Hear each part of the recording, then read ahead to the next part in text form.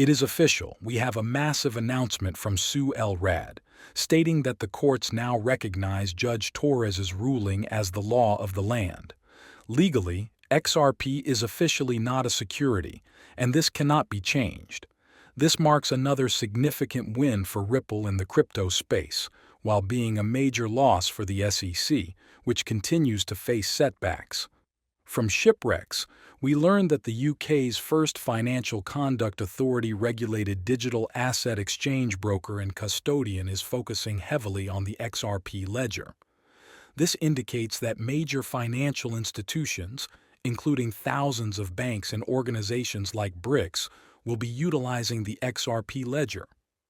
Given this broad adoption, Ripple's victory over the SEC seemed inevitable, and we should expect a final judgment or settlement this summer, as suggested by Brad Garlinghouse. Additionally, our tracks have brought hundreds of millions of dollars in tokenized real-world assets to the XRP ledger, potentially driving XRP to significant price points.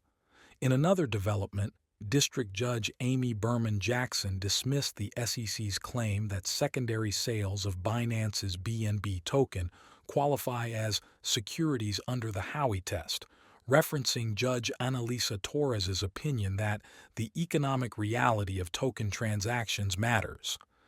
This is a huge win for the entire crypto market, indicating that most crypto tokens are not securities, allowing trading to continue in the U.S. This precedent will likely be used by Coinbase, Kraken, and Consensus lawyers to strengthen their positions in their own litigations. Sue El Rad also highlighted the misleading nature of Hinman's 2018 speech, which suggested that a token could change its status between security and non-security.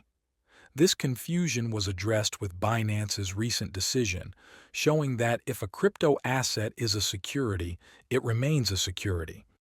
Furthermore, back in 2015, the U.S. government recognized XRP as a virtual currency, reaffirming that the SEC's case against Ripple is unwarranted. CoinDesk recently tweeted about Ripple's victory in a California court, but raised doubts about XRP's status as a security.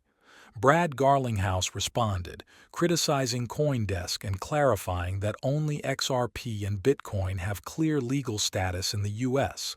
It's now confirmed that XRP is not a security by law, and this status is permanent. There have been some unusual price fluctuations of XRP on the Uphold exchange, which is a Ripple partner. The price of XRP dropped only on Uphold, not on other exchanges, indicating potential glitches or issues within Uphold's infrastructure. Withdrawals on Uphold have also been slower than usual. The overall crypto market is showing positive signs.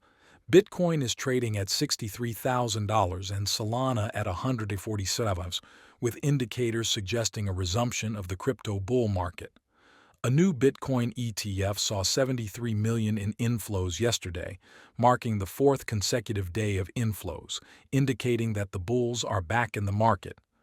Mr. Poole, an XRP insider, tweeted on April 15, 2021, hinting at significant events around the summer solstice.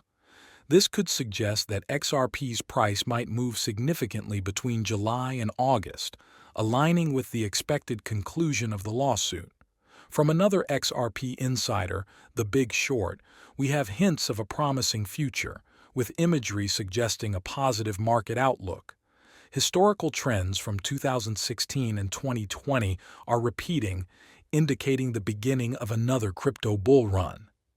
The Bitcoin dominance is decreasing, signaling the start of altcoin season.